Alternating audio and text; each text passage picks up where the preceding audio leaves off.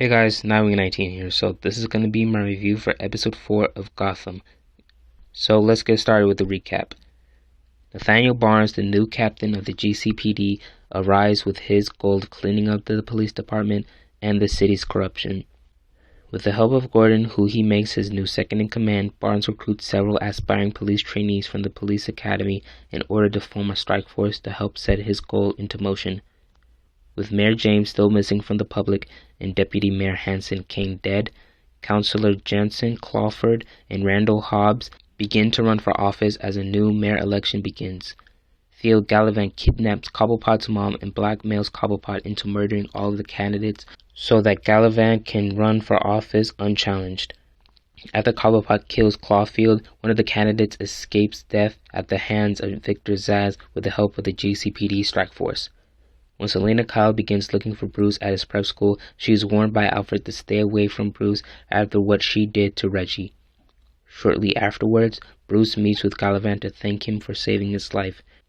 During the meeting, Bruce has an encounter with Gallivant's niece, Silver St. Cloud, and is informed by Gallivant that Cloud will be attending his school. After agreeing to go on a date with Edward Nygma, Christine Kringle and Nygma bond in a romantic encounter. As Cobblepot begins to have Butch search for the location of his mother, Captain Nathaniel Barnes informs the strike force that Cobblepot will be their next target. So overall, I'm giving this episode a 9. It was good, but it wasn't as good as the previous episodes. So the big man to talk about is Captain Barnes. He has the same spirit as Gordon, but he has a little bit more fire in him. Since they're the same, they're going to get along pretty well, but there will be some conflict. Barnes said in this episode that if you committed a crime or look away, you're fired. So back in episode 1, Gordon killed a club owner. So this plot is just not going to be unsolved. Some way, somehow, Barnes is going to find out that Gordon killed that club owner. Barnes builds a strike force. Pretty much this season is the rise of the villains, but it's also going to be the rise of the heroes as well. Every time they said strike force, I just kept thinking about Task Force X or Suicide Squad. Just think of Gordon and the cadets as a more morally good Suicide Squad. In the background, Theo continues pushing his plans forward. He's running for mayor, which allows him to control Gotham and do whatever he wants. And what he wants to do is reconstruct Gotham. This is sort of like a motif from Court of Owls. In the comics, Bruce Wayne was the one who wanted to reconstruct Gotham, but they switched that around and made it more sinister. He wanted Penguin to kill all of the other candidates, giving him an easy win in office, and then have him wipe out all the residents in the area where he wants to reconstruct. He was able to get him to do that because he captured his mom.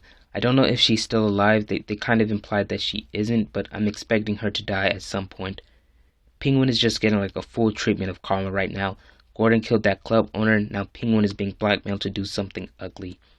We'll see where this goes. Now that he's the king of Gotham, I said that he'll be getting some competitors and that will challenge him this season. So, it's not going to be an easy season for him this year. So I do have another complaint, and this involves Theo yet again. And it's pretty much his acting.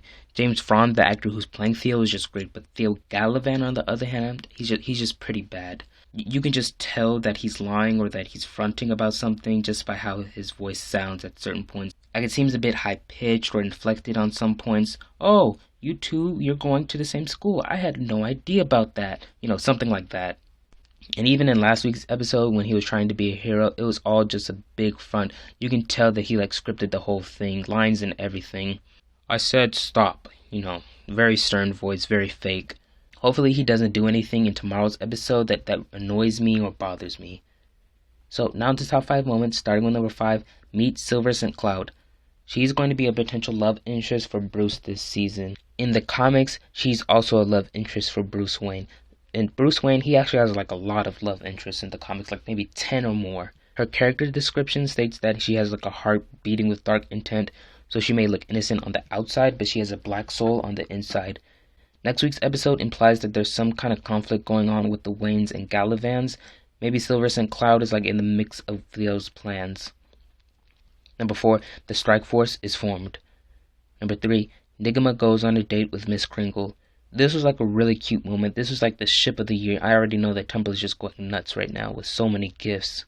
It looks like Kringle actually likes Nygma now. I don't think she'll become the Riddler's Harley Quinn. I mean, it's possible. I said this last season, but really, she's Nygma's crutch right now. Right now he's all happy, but without Kringle, he really becomes the Riddler. So something will have to happen between him and Kringle. Maybe Kringle dies, or maybe Kringle moves away. Something, that pushes him to become the Riddler. I'm expecting that push, somewhere before the mid-season finale. At least something before then to give us a sense of where Nygma's going, where his next step is in becoming the Riddler.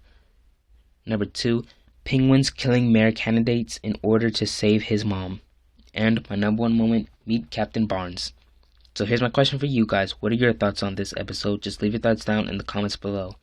In other news, Pee Wee Herman has been confirmed to be playing Oswald's dad. I don't know what episode is going to show up in Gotham. They're not really up to date with what episodes they're filming, like Arrow and The Flash. I think maybe somewhere towards the mid-season finale, so somewhere in November. So right now you can watch my last Gotham video and my breakdown for the Flash New York Comic Con trailer. Thank you so much for watching, and just think about blue skies and cornfields. Peace out.